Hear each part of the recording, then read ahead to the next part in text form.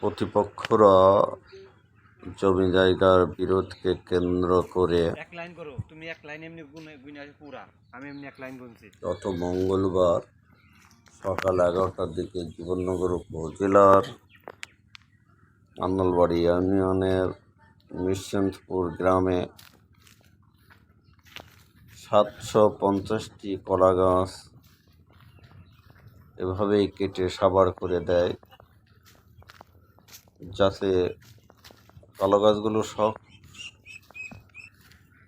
ফলন্ত বলে দাবি ভুক্তভোগী পরিবারের। ওদের দাবি হচ্ছে যে এখানে কলা গাছগুলো কেটে দেওয়ার ফলে তাদের প্রায় 10 লক্ষাধিক টাকার ক্ষতি হয়েছে। তো এভাবেই প্রতিপক্ষদের কলা গাছ কেটে দেওয়ায় এ ব্যাপারে একটা থানায় মামলা হয়েছে।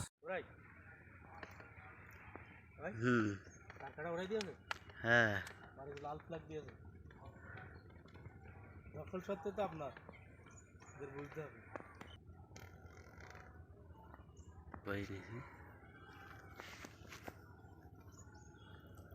হাঁটেন আর ভিডিও করে এভাবে হয় না।